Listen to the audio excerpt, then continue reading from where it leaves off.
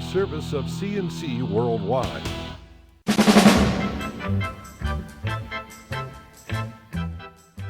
CNC Podcasts are a service of CNC News brought to you by the Greece Chamber of Commerce, providing more than 800 member companies with business solutions since 1984. Prosecutors now believe a Rochester grandmother was dead before the house where she was babysitting her grandchildren was set on fire. Winnie Butler was found dead after the fire Tuesday night. One of her grandchildren, 22-year-old Don Quiche Lassane, has been charged with second-degree arson for setting the fire. He pleaded not guilty in court on Thursday. Assistant DA Brian Green says there's evidence to suggest Butler did not die in the fire. Authorities are waiting for the medical examiner's report on cause of death, and additional charges may be filed. The General Motors ignition switch scandal has come home to Rochester in a lawsuit filed by the estate of a man who died while driving a 2006 Chevy Cobalt. Daniel Hollert Jr. was killed this past December when his car suddenly veered across the center line on Route 104 in Orleans County and smacked head-on into a school bus.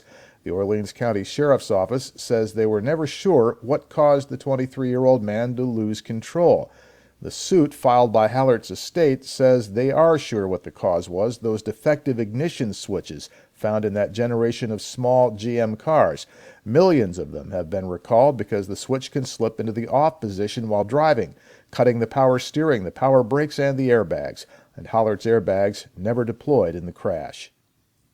New York's Attorney General says buffer zones will be maintained around clinics that offer abortion services in the 22 New York counties that have those rules, despite last week's ruling by the U.S. Supreme Court. The High Court struck down a Massachusetts buffer zone law, but AG Eric Schneiderman says in a letter to New York's law enforcement agencies the ruling affects only that particular law.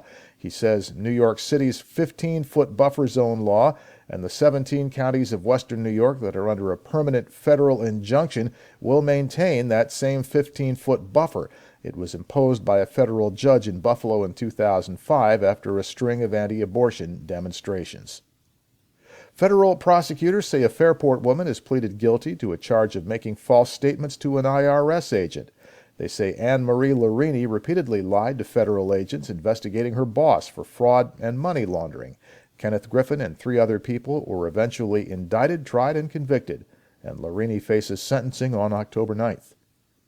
The State Thruway Authority is warning New Yorkers about an email scam that tries to make you think you've run a toll gate. Some of our readers have gotten the notice on their email. It says, "Dear customer, you've not paid for driving on a toll road. Please service your debt in the shortest possible time." Then there's a link you're supposed to click on, except the Thruway Authority says don't click it. It's an attempt to get you to download malware. Just delete it. Easy Pass only sends notices through the U.S. Postal Service.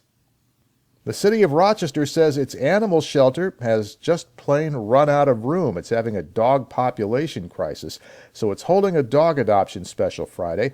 They have 11 dogs up for adoption at $11 each. They're already spayed or neutered and ready for a permanent home.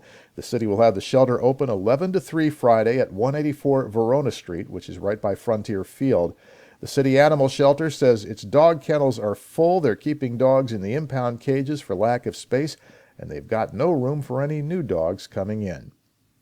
Your next CNC podcast is whenever you click on one of our pages and catch one. We post updates as necessary. I'm Bud Lowell, CNC News.